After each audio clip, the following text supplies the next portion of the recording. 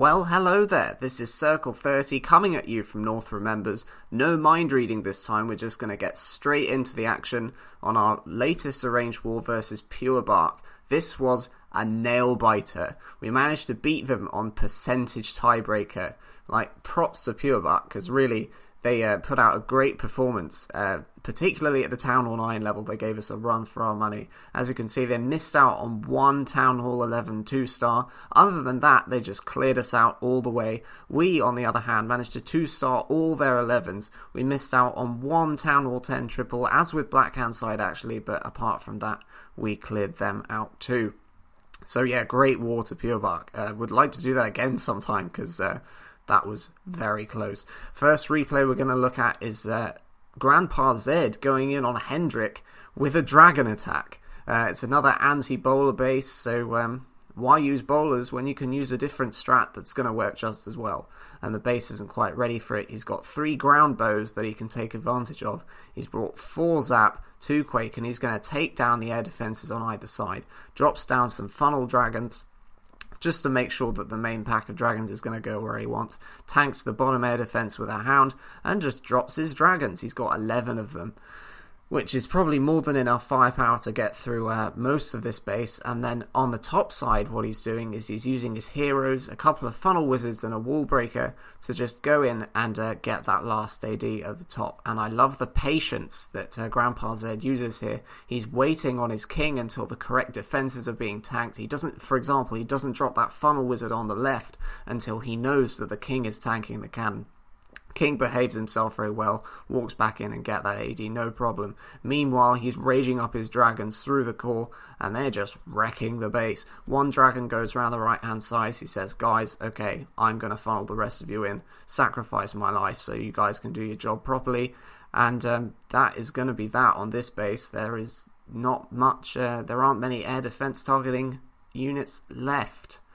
So, really nicely executed raid for Grandpa Zed. Particular props on controlling that hero deployment there, and that is a nice 3-star. Good job. Now, moving down to some Town Hall 9s, we're going to look at Chaotic taking on number 16 with a Queen Walk Larloon.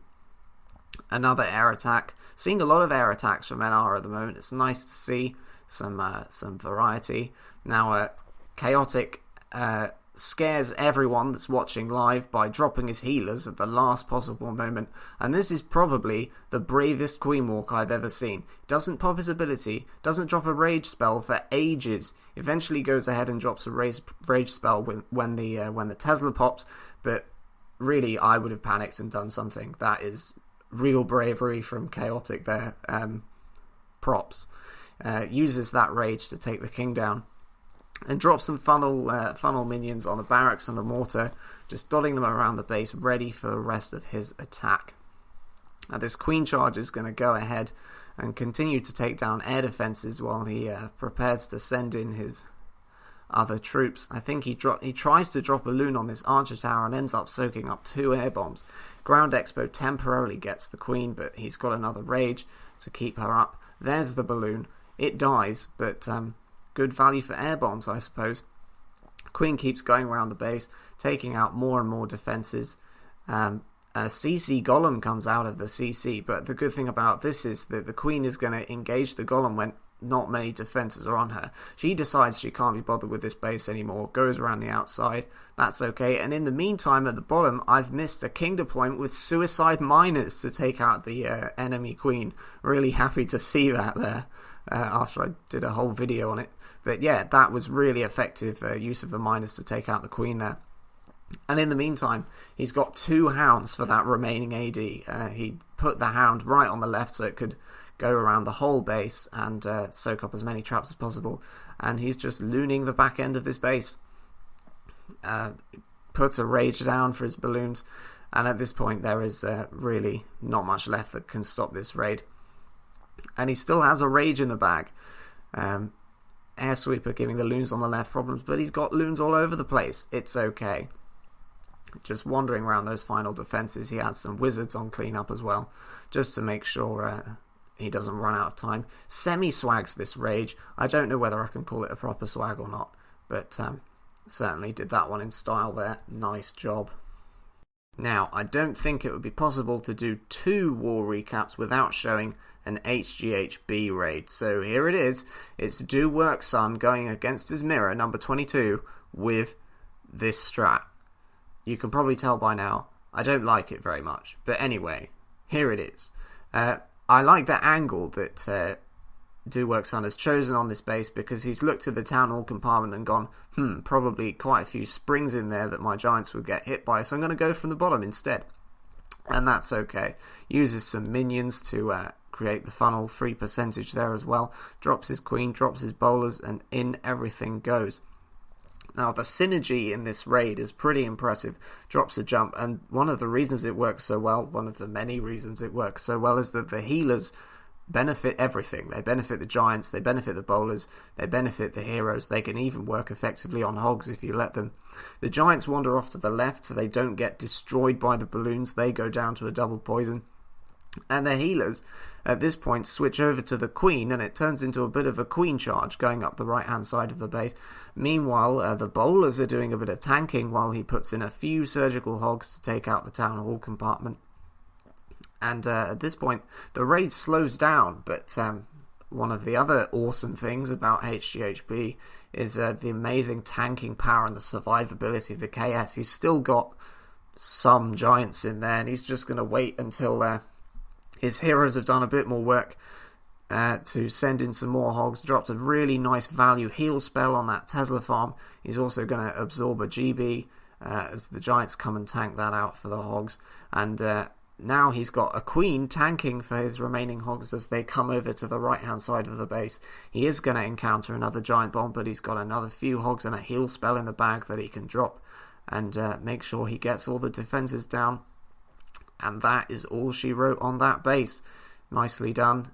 Just waiting for cleanup.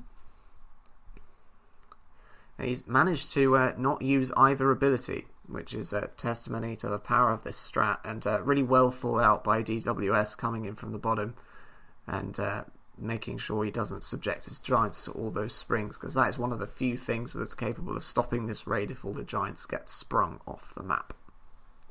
But yeah, really nicely done, DWS. So we've got time for one more, and it's going to be on number 26. We've got our man Leo the Green checking that Go-Ho still works. It's about as old as the Neanderthals, but I can confirm it does still work. It's still effective. Now, Leo actually fresh hit this base, and this is a good example of him adjusting to things that go wrong on a fresh hit. For example, that minion just got air bombed on the elixir collector on the left, but he's got spares. It's okay. Drops his queen, drops 4 healers, funnels in with a wizard at the top. He tries to send his test wall breaker. It gets vaporized. He drops a hog, drops some more wall breakers. They get vaporized. They don't get the wall open because of a Tesla. So he drops another hog. Luckily, he's got spare wall breakers, and drops another wall breaker, and eventually gets the wall open. Gets a nice poison down on the golem and a skeleton trap. Deploys another wizard just to get that golem down a little bit faster, because even with that level 25 queen he's got, the golem takes quite a bit of time to destroy, and he doesn't want to run out of time. Now at this point, you may have noticed he's got another healer in the bag, and he hasn't dropped it on his queen, and this is another excellent example of Enarm actually makes mistakes all the time. He's actually forgotten to put it on his queen, I believe, but it's okay. Leo the Green is not phased. He just drops a rage and rages himself through all the point defenses. Drops some more wizards to keep the queen funnel, drops a hog, gets a GB. Lovely. In the meantime, he comes in at the south with his 2 golem attack, more wizards to funnel, and because he has so many wall breakers, he can afford to break in that wall as well. Now, he actually uses quake spells to get himself into this next compartment, which is... I don't see quakes very often anymore, but, you know, whatever works.